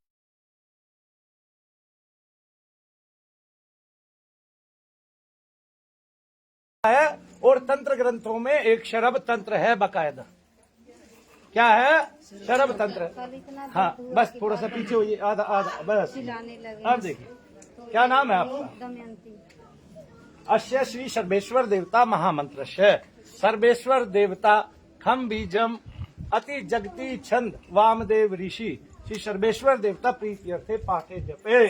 श्रीमती दमयंती देवी के शकल शिरोदर्द, सिर में ही दर्द है अभी, शिरोदर्द भार कष्ट निष्कीलन निवारण हेतु विनियोगाए नमो नमः। आज तक कोई भारत में ऋषि ऐसा पैदा नहीं हुआ था जो ये कह के बोल के और दर्द कम करके दिखा दे ठीक है, मनु भैया ने ऐसी हिम्मत की है और संसार में किसी ने मंत्र की ऐसी सिद्धि की ही नहीं है। बड़े बड़े ऋषि भारत में हुए हैं, मैं ये नहीं कहता अनु के प्रबल, ठीक है, आकाश मार्ग में गमन करने वाले, भगवान की प्राप्ति करा देने वाले और शरीर के अंदर ऊर्जा भर देने वाले, ठीक है। मनु भैया उनसे हटके हैं भाई, मेरा काम कुछ अलग था, वो काम मैं कर रहा हूं, तो मैंने विनियोगाय नमो नमः कर दिया। अब शरीर में प्रत्येक देवता का निर्माण हो चुका है। आप देवता कब बन जाते हैं? जब आपकी इच्छा एक हो जाती है कि मैंने मानव सेवा करनी ही करनी है। बोलिए शनिदेव महाराज की। चंद्रार का अग्नि स्थिर दृष्टि कुलीश्वर नखश चंचलो अति जिह्वा काली दुर्गा च पक्षो हृदय जठरगो भैरवो वडवाग्नि पुरुस्तो व्याधि मृत्यु सर्व खगस चंड वाताति वेगा सर्व वाताति वेगा सर्व शालुआय पक्षी राजाय नमो नमः। ओम खेम खाम खम फट प्राणग्रासी हुम फट सर्व शत्रु संहारणाय सर्व शालवाय पक्षी राजाय हुम फट स्वाहा। देखिए ये मंत्र मारण का, देखिए इनको शब्द लेते ही उन्माद होने लगा, सबको शब्द का जाप करते ही उन्माद होने लगा। एक बहन जी की मां देखो आंखें चढ़ गई है, कोई हंसने लगा। देख लीजिए शब्द ऐसे प्रभावित करता है, लेकिन सूक्ष्म जगत को, इसको सूक्ष्म जगत को, सूक्ष्म तत्वों को, ठीक है, ऐसा दुनिया में आज तक किसी ने नहीं है। और आज यहाँ भारत के बहुत पढ़े लिखे बच्चे बैठे हुए हैं। ओम खेम खाम खम प्राणगासी शत्रु संगाणाय सर सालवाय पक्षी राजाय स्वाहा। ओम खेम खाम खम पट प्राणगासी पर शत्रु संगाणाय सर सालवाय पक्षी राजाय स्वाहा। ओम खेम खाम खम पट प्राणगासी पर सर शत्रु संगाणाय सर सालवाय पक्षी राजाय स्वाहा। ओम खेम खाम खम पट प्राणगासी पर सर शत्रु संगाणाय सर सालवाय पक्षी राजाय स्वाहा। ओम खेम खाम खम पट प्राणगासी सर शत्रु संगाणाय सर सालवाय बैठ जाओ माता जी, नीचे बैठ जाओ। ओम खेम खाम खम पट प्राणगासी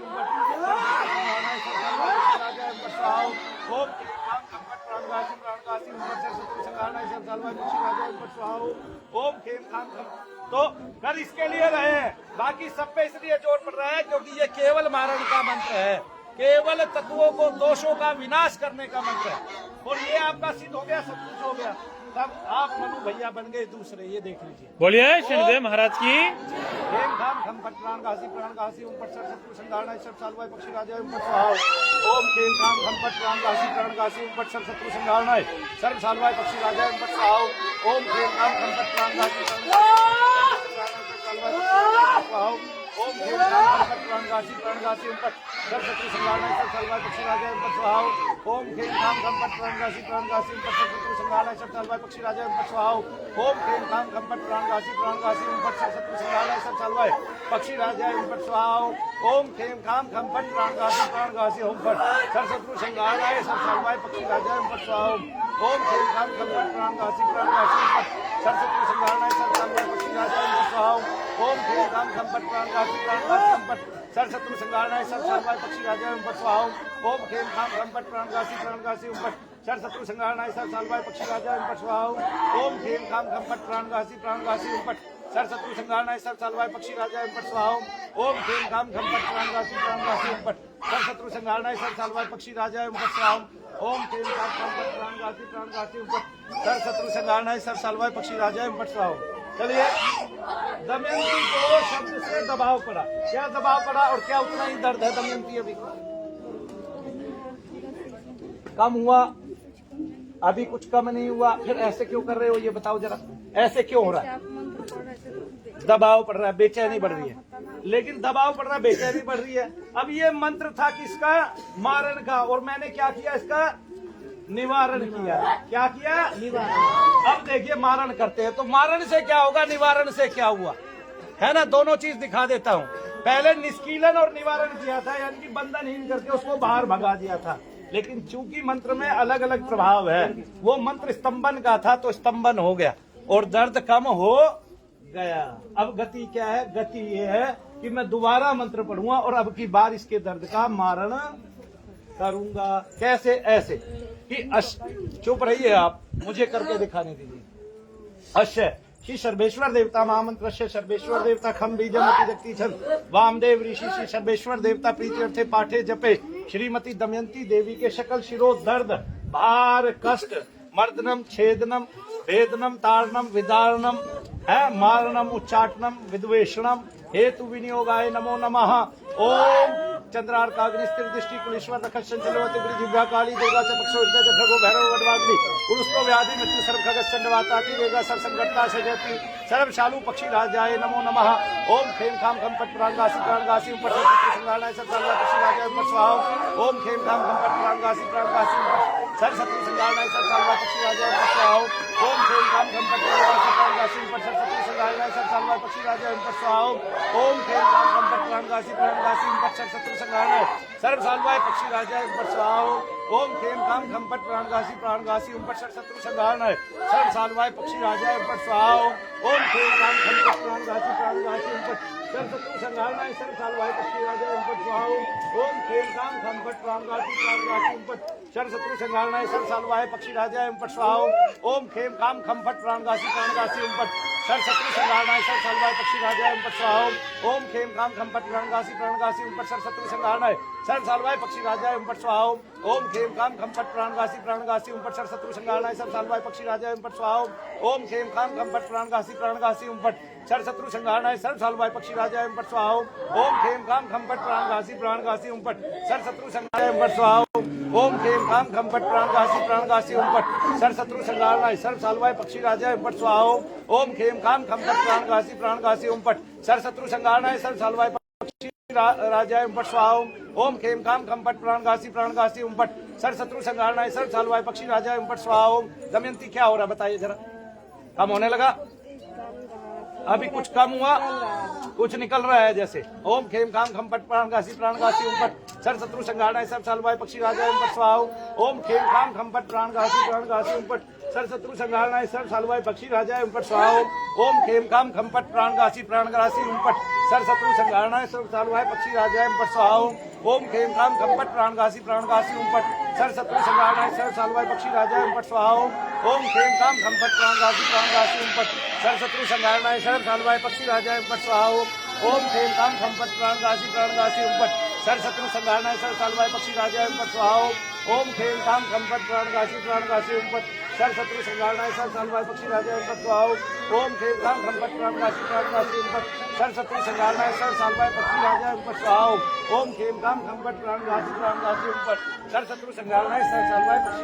स्वाहा। ओम खेम खाम खम पट प्राणगासी प्राणगासी ऊपर सर शत्रु संगानाय सर्व सालवाय पक्षी राजाय ऊपर स्वाहा। ओम खेम खाम खम पट प्राणगासी प्राणगासी ऊपर सर शत्रु संगानाय सर्व सालवाय पक्षी राजाय ऊपर स्वाहा। ओम खेम खाम खम पट प्राणगासी प्राणगासी ऊपर सर शत्रु संगानाय सर्व सालवाय पक्षी राजाय ऊपर स्वाहा।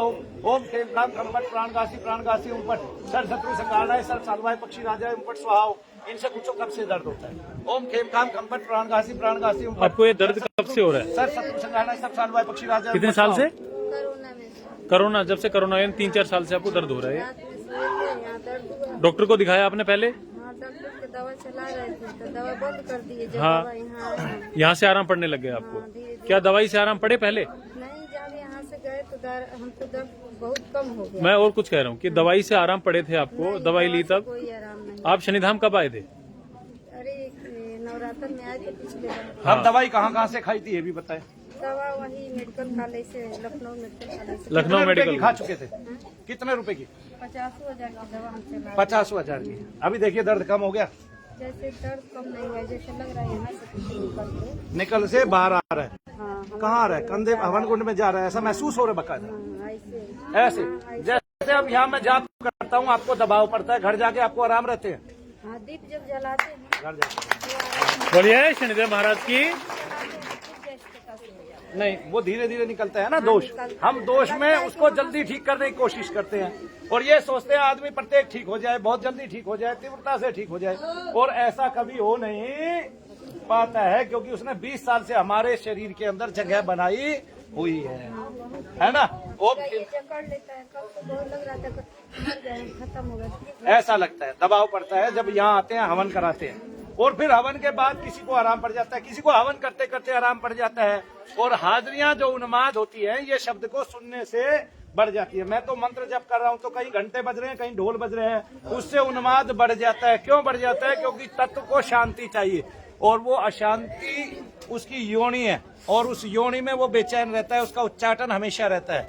और जब हम उसको शांति देते हैं तो वो चुप हो जाता है, शांत हो जाता है। और जब हम बगलामुखी माता का जप करते हैं तो उसकी हाजिरियां बंद होती चली जाती हैं, उसका स्तंभन हो जाता है। बीच में यहाँ से गए थे तो ठीक है। हाँ ठीक थे ना, लाभ तो हो रहे हैं ना आपको। तो वो लाभ होने का मतलब ये है कि आपका तत्व जो है, जब यहाँ आते हैं दबाव पड़ेगा, आपका मतलब ये है कि तत्व कटता जा रहा है, आपको उतना ही घर पे लाभ होता चला जाएगा। बोलिए शनिदेव महाराज की। अब थोड़ा कम है, इसका मतलब क्या है, जब तक आपका मारण करते हैं चीज का, तब तक उस तत्व में ऐठन रहती है, आपको दर्द बढ़ते हैं। जैसे ही उसको छोड़ दिया मैंने, दर्द कम हो गए। तो क्या ये उतने दर्द हैं जितने आप लेके खड़े हुए थे? नहीं कम, कितना कम हो गया? जैसे अब देखिए, अब मैं आपको कान में फूंक मारता हूँ, फिर देखते हैं और भी कम होते हैं क्या। देखिए शब्द छोड़ता हूँ मैं, छोड़ दो आगे आओ। ओम खेम खाम खमपट प्राणगासी ओम फट सट शत्रु संगाना सब सालवाए पक्षी राजाए ओम फट स्वाहा। देखिए फूंक आपको कान के इस वाले हिस्से पे लगानी है, ताकि सीधी फूंक आपके कान में प्रविष्ट ना हो और केवल शब्द जो है वो इस वायु के अंदर से जा सके, क्योंकि शब्द को केवल वायु धारण करता है। जो आप छोड़ते हैं और वो वायु इस शब्द को आगे लेके चलता है। जैसे मैं उनको यहाँ से पुकारूं तो कहाँ जाएगी वायु का शब्द, कहाँ जाएगा? उन तक जाएगा। आंखें बंद करो, खड़े हो जाओ। अब देखो दर्द और कम होने वाला है। मैं जप बढ़ाऊंगा तो दबाव रहेगा, जप छोड़ते ही दबाव खत्म हो जाएगा। सबकी अलग अलग, उन्माद की भी अलग अलग प्रवृत्ति है, इसलिए इसको समझना भारी है। इस पे कोई रिसर्च इसलिए नहीं करता क्योंकि इसको एकदम से तो ठीक किया नहीं जा सकता। और डॉक्टर इसमें हमारा लूट लूट के वो बुरा हाल करते हैं ना भारतवर्ष का, वो भारतवासी का, कि ये जो मध्यम वर्गीय है ना, जो इस दोष में फंसा हुआ है। अमीर को कोई फर्क नहीं पड़ता, वो सारी उम्र दिखाए जाए डॉक्टरों के, ठीक है। अगर उसको उन्माद नहीं आएगा, हाजिरी नहीं आएगा, तो वो अपने बच्चों को लेके नहीं भागेगा। लेकिन अगर उन्माद खुल के आ गया तो वो भागेगा, वरना तो वो सारी उम्र किसको दिखाएगा? माइग्रेन को और सर्वाइकल को, जैसे बहन जी ने 20 साल दिखाया। और जो मेहनत से पैसा कमा रहा है, फौजी है, रिटायर होके आया है, उसका भी पैसा बहुत सारा डॉक्टरों के पास चला गया। अरे ऐसी चिकित्सा की, मुझे तो ये बताइए, ऐसी चिकित्सा जो लास्ट अंतिम समय में आदमी ने जितना जिंदगी भर का पैसा कमाया है, वो अंतिम समय में उसकी एक बीमारी में चला जाए कि भाई 60 लाख रुपए लगे बूढ़े के पीछे, अभी तक वेंटिलेटर पे है, चला जाए। और पहले क्या सुनाते थे हम? गरुड़ पुराण। क्या सुनाते थे? गीता का 18वां अध्याय कि भगवान की शरणागति हो जाओ। अरे कमाल है अब आपका। अब उस आदमी ने जितना पैसा पूरी जिंदगी नहीं कमाया, उतना पैसा डॉक्टर को दे देते हैं। हद है भाई। और डॉक्टर लास्ट में क्या कहता है वेंटिलेटर से हटा के कि अब ले जाओ जी, भगवान से प्रार्थना करो, कोई शक्ति ही इसको बचा सकती है। बढ़िया चिकित्सक भारत को मिला है, बहुत अच्छा चिकित्सक भारत को मिला है। जब जेब भी खाली होगी, अब कहाँ ले जाए भाई? वैसे ही राम का नाम ले लो, पहले ही कंगले हो जाओ, डॉक्टरों को दे दो, सारे के सारे जमा कर दो भाई। काम करने की तो जरूरत ही नहीं, आप ही ले लो सारे के सारे, है ना। ऐसे आंखें खोलो अब। हाँ है, दर्द कम हो गया, कितना कम हो गया? और भी कम हो गया ना? कितना कम हो गया? बहुत ज्यादा कम। अब बहुत ज्यादा कम हो गया, लेकिन है अभी भी। अब देखिए, छोड़ देना उसको। यहाँ देख, गन्ना करिए कहीं की, हमने केवल सर का दर्द दिखाना है। ये देखिए, अब मैंने ऐसे दबाया तो जहां तक होगा वहीं से निकल जाएगा, ठीक है ना। जगह ढूंढेगा दूसरी शरीर में। अभी वो कटा नहीं है, तो आप आए कम बार है, इसलिए आना पड़ता है बार बार। क्यों बुलाते हैं मानो भैया? ये ऐसी वो नहीं है। प्रकृति में जो दोष है, उनमें एक पितृ दोष है, बड़ा भारी दोष है। उसके लिए यज्ञ करना पड़ता है। क्या करना पड़ता है? यज्ञ करना पड़ता है। और कल शनि अमावस्या है, शनि अमावस्या पे हम पितृ मुक्ति के लिए, पितृ शांति के लिए यज्ञ करते हैं। क्या करते हैं? और ये संसार को करना चाहिए। किसको करना चाहिए? संसार को करना चाहिए। और एक चैनल वाले ठेका ले रहे हैं भाई मेरा, अब वो ये ठेका लेंगे एक चैनल वाले कि वो कह रहे हैं शनिवार को 20 लाख का यज्ञ होता है, ठीक है। 20 लाख में जितनी कमी है, 18 लाख की कमी है या 19 लाख की कमी है, या 20 लाख में पूरी कमी है, या 20 लाख से ऊपर उनके हैं और 20 लाख तक मेरे हैं, ताकि मैं यहाँ के खर्च चला सकूं। क्योंकि अब वो हमारी वो भी गिनेंगे, पैसे भी गिनेंगे ना, हमारे पास कितने है ना। उन्होंने इतने भवन कैसे बनाया लोगों से छीन छीन के, हैं जी, हमारे पैसे गिनते हैं, है। भगवान के भक्तों के भी पैसे गिने जाते हैं। देश ऐसा है, ऐसे। लो जी, अब बताना दर्द कहाँ है सिर में? पहले सर को देखो, हिलाओ, अब बताओ सर में दर्द कहाँ है? हल्का सा वहां है, बाकी अब माइग्रेन कहाँ गया जो इतना भारी था, बताना जरा। दवाई दी, कोनो इंजेक्शन लगा नहीं लगा, शांति के साथ पाठ किया, मंत्र सुना, कुछ मंत्र से निकल गया, कुछ फूंक से निकल गया, लेकिन अभी आप ठीक नहीं हुए हो, क्योंकि हम यज्ञ काटेंगे, ये हर रोज थोड़ा थोड़ा करके कटेगा और ये जितना पुराना होगा उसी के हिसाब से जाएगा। जय शनिदेव। आपको आइए बैठिए, अभी किसी को नहीं देख रहे भाई, आप लोग को ऐसे आने की जरूरत नहीं है। बोलिए शनिदेव महाराज की। इसमें डालता है तो इसी में तो जाता है कण कण करके। इनको पहले से ही पता चलता है कि यज्ञ कुंड में आपका दोष धीरे धीरे करके जलता है। कोई लगता है, इसको दिखाई देता है कि कोई लगता है कि कोई इसमें काट काट के डालता है। बहुत अच्छे भाई, इतने सूक्ष्म दोष। किसी किसी को अपने दोष आते भी दिखाई देते हैं, जाते भी दिखाई देते हैं और उनका स्वप्न भी आता है।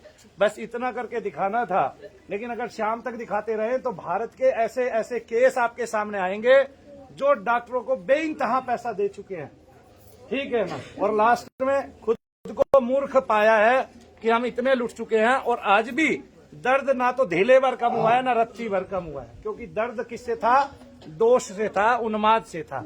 दर्द प्रेतादिकों से था, पितरादिकों से था। एक्चुअली में प्रेत जो होता है वो किसी के ना किसी के घर का होता है, इसलिए जिसको आपके शरीर में जो आ गया वो बेशक आपके घर का नहीं है, आपने उसको प्रेत मान लिया है, लेकिन वो किसी के घर का है, उसके लिए तो वो पितर है ना। तो इसलिए बुद्धि लगाओ और आपके पास विवेक है, उस विवेक को जानो। अगर मनु भैया असत्य को धारण किए हुए हैं तो मत आओ शनि धाम में, आपका कुछ नहीं रखा है, लेकिन आपको लाभ होते हैं। जैसा कि यहाँ से अभी एक टीवी चैनल ने हमारा कोई प्रसारण किया, ठीक है ना, और प्रसारण भी कैसे किया कि 2 गाड़ियां लेके आते हैं, एक गाड़ी में तो 3 लड़के वहीं बैठे रह जाते हैं और एक गाड़ी में 2 आदमी आते हैं बिना किसी पूछताछ के, जबकि हमारे यहाँ ट्रेसपासिंग के वे लिखे हुए हैं, अंदर एंट्री कर लेते हैं और सीधी वहां से वीडियो बनाते हुए आते हैं बिना किसी, और वो सारा सीन काट देते हैं अपने अनुकूल मन के अनुकूल। मनु भैया को गिराना चाहते हैं, लेकिन जिस जाको राखे साइयां मार सके ना और बाल ना बाका कर सके, जो जग बैरी पूरा जगत बैरी हो जाएगा। मनु भैया सत्य है, इस बात को कभी झुटला नहीं पाएगा, क्योंकि मैं सामने ऐसे ही करके दिखा दूंगा, दूर बैठ के भी। मेरी प्रवृत्ति ऐसी है, किसी के लिए मैं सवेरे से लगूंगा, शाम तक जाप करूंगा और उसको दोषों से जितने रोग होंगे सारे नष्ट हो जाएंगे, चाहे वो मेरी प्रवृत्ति से कहीं बाहर रहता हो, जापान में और अमेरिका में क्यों ना बैठा हो, और चाहे वो कोई डॉक्टर ही क्यों ना हो। बोलिए शनिदेव महाराज की। जय शनिदेव। उसको लाभ हो जाएंगे, उसके दर्द भार कष्ट कम हो जाएंगे। चलिए अब यज्ञ की बारी आती है, तब हम यज्ञ करते हैं और आहुति प्रदान करते हैं अग्नि देवता को, जिनके 3 मुख हैं और 7 जिह्वाएं हैं, ठीक है, और तब उनका हम यज्ञ करते हैं। सत तम रज 3 प्रकार की जिनकी प्रवृत्ति है। सत में हम सात्विक भोग देते हैं, रज में हम राजसिक भोग देते हैं और तम में हम तामसिक भोग देते हैं। तामसिक भोग में अग्नि बकरा आदि को खा जाता है और सात्विक भोग में अग्नि सोमरस हविष्यान और पाकन को खाता है। राजसिक में फल फ्रूट और दुनिया भर के ऐसे पदार्थ खाते हैं अग्नि देवता और जाके उनको देवताओं को प्रदान कर देते हैं। तामसिक भोग इस सृष्टि के वे नगण्य राक्षस आदि लेते हैं जो क्या कहते हैं, इस सृष्टि पर लोगों को दुखी और अपनी शरण में आने वालों को सुखी करने के लिए बने हुए हैं। और सात्विक भोग वे देवता ग्रहण करते हैं जिनकी प्रवृत्ति ही मानव का उत्थान है, मानव का कल्याण है। तो हम सब मानव हैं, भगवान की शरण में हैं, हमने उनकी ओट ले रखी है। और मनु भैया इस प्रकृति में आए हैं, उन्होंने 20 साल में जो कमाया वो बांटना चाहते हैं, लाखों लोग सीखेंगे। अभी हमने 2 साल में करीब करीब 1,500 बच्चों को दीक्षा कराई है और वो दीक्षा का दीक्षांत समारोह होने वाला है बहुत ही जल्द। उसमें आप हिस्सा लीजिए और उस सेमिनार में आइएगा, आपको हम और भी बहुत सारी गूढ़ बातें बताएंगे, क्योंकि इतना ही जितना आज दिखाया है काफी नहीं है, इसमें इतनी उन्नति होती है, इतना सूक्ष्म विज्ञान है इसका, कुछ हद नहीं। तभी आप लगातार निरंतर मेहनत करके मनु भैया जैसे हो पाते हैं। और एक दिन मैं संसार में इतने लोगों को पैदा कर दूंगा कि डॉक्टरों को ही मानना पड़ेगा कि वाकई में एक विज्ञान अलग से है और उस विज्ञान पे आज तक किसी ने ध्यान नहीं दिया है। और मानव कल्याण के लिए ये विज्ञान इस संसार को जरूरी चाहिए ही चाहिए। क्यों? क्योंकि इस विज्ञान में अगर हम को मनु भैया ने आज को और कसर रख दी तो आज के बाद अगले 10 साल के अंदर अंदर सब लोगों के सिर घूमने लगेंगे और सब ये मानेंगे कि उनके अंदर काली आ गई है, भैरव आ गए हैं, जबकि उनके अंदर बड़े बड़े प्रेत और राक्षस धसे पड़े हैं। और वो दूसरे लोगों को ठीक करने का दावा करेंगे। कुछों को वो ठीक भी कर पाएंगे, क्योंकि बड़ा प्रेत छोटे को खा जाता है, पकड़ के रख लेता है अपने पास। वो सूक्ष्म है, दूसरे के अंदर से निकाल लेता है जो अभी रमा नहीं है। तो ऐसे वो उनको पकड़ के रख लेंगे, आपको एक दो चमत्कार भी दिखा देंगे, लेकिन उनसे संसार का अंततः भला नहीं होगा। उल्टा उनका कुल भी गिर जाएगा, उसके वंश की गति भी रुक जाएगी। जिनमें ऐसे माताएं आती हैं, जिनमें ऐसे देवता और भगत आते हैं, एक दिन उनके बच्चों का, उनकी अगत का बुरा हाल हो जाता है। और आप उनकी पीढ़ियों में झांक के देखेंगे तो उनकी पीढ़ियां बर्बाद हो जाया करती हैं। इसलिए उससे भी हमें राहत दिलानी है संसार को। और केवल ऐसे जो केवल मंत्र साधना करके, मंत्रों से शक्ति का उत्पन्न करके, मंत्रों से देवताओं के दर्शन करके, एक प्रक्रिया इसमें ऐसी भी होती है कि आप यज्ञ कर रहे हैं तो देवता दर्शन देगा ही देगा, देवता आहार ग्रहण करेगा ही करेगा, बताएगा ही बताएगा। चाहे स्वप्न में बताए, चाहे आके बताए कि मैं आपका आहार ग्रहण कर रहा हूं, और चाहे सामने साक्षात होके बताए। तो इस प्रकार से विधियां है, वो विधियां आप अपनाएंगे तो किसके जीवन में क्या घटित होगा। जैसे मेरे जीवन में घटित हुआ, उस टाइम कबीर दास जी की वाणी हरिये तो मैं पूछा, तो उस की मूर्ति से जो शनि महाराज की केवल 15 रुपए की थी, उसकी आंखों से 2 रश्मियां निकलकर मन मस्तिष्क में छा गई। और ऐसे जैसे करोड़ों कीड़े शरीर में यानी कि सिर में घूम रहे हों, ऐसे अचेतावस्था तक ले आए और वहां परम तेज के दर्शन हुए। और वो स्थिति लगातार 1.5 घंटे तक बनी रही। और उसके बाद मनु भैया की स्मृति का कोष जो है वो बढ़ गया और विवेक बढ़ा। और उससे मनु भैया ने ज्ञात अज्ञात सभी प्रकार की स्तुतियां शनिदेव महाराज के लिए लिखी। तो सूर्य छाया सुत कहलावे, जग जन श्री शनिदेव पुकारे। ऐसे श्री शनि के चरणों में कोटि कोटि प्रणाम हमारे। सूर्य सुतम महेश शंसम मातु छाया नंदनम, काल रूपम कृष्ण वर्णम मंद गते तव वंदनम। है ना ऐसे। और बताइए, सर्व सौख्य प्रदातारम दुष्ट दर्प विमर्दकम भगतार्थी नाशनम देवम शम शनिम प्रणमाम्यहम। ये सब मनु भैया के हाथ से विरचित है। काल स्वरूप प्रबोधाय भक्त संताप हरणे, छाया भानु सुपुत्राय शनिश्चराय ते नमः। सत्य जाए कलिनाथाय ग्रह राजाय देवपते, मनगताय च शुष्काय शर्माय नमो नमः। श्यामांगाय खंजाय नित्यम ध्यायन्ति योगिना, शिव गणाय हरिभक्ताय यमुनानुजाय ते नमः। धनदातारम पिपले सूर्य स्थूल रोमणे, कोधनाय च काव्याय राशि नाथे नमो नमः। धनु खंज गदा हस्ते, भक्ति मुक्ति प्रदायिने, मनुदाताय च पिंगलाय सिंगणवासी ते नमः। तो वो सिंगणापुरवासी जो शिला रूप में इस संसार का क्या कर रहे हैं, उत्थान कर रहे हैं, उद्धार कर रहे हैं, जिनके दर्शन से आपकी शनि की दशाएं जो हैं और उनमें आपके लिए लाभकारी हो जाती हैं। ऐसे श्री शनिदेव महाराज के चरणों में मनु भैया का कोटि कोटि प्रणाम है। तो कल शनि अमावस्या है, आप लोग आएंगे, भंडारा पाएंगे, आपको सफेद रसगुल्ले खिलाए जाएंगे। और ये सारा का सारा कोई ना कोई, तो चलो किसी न्यूज वाले को पकड़ते हैं, वो कोई ना कोई भंडारा कराएगा, कुछ तो मदद करेगा। तो कोई न्यूज वाला आना चाहे तो 2-4 लाख रुपए का कल सामान ले आए, क्योंकि भक्तगण भूखे आएंगे भंडारे के लिए। तो वो सफेद रसगुल्लों के टीन के टीन ले आए, क्योंकि हम एक ही दिन में बांटने की क्षमता रखते हैं और खिलाने की भी क्षमता रखते हैं। जय शनिदेव सब। बोलिए शनिदेव महाराज की, बोलिए परम पूज्य गुरुदेव मनु भैया जी की जय शनिदेव। हाँ, तुमने बहुत सुना भाई। जय शनिदेव।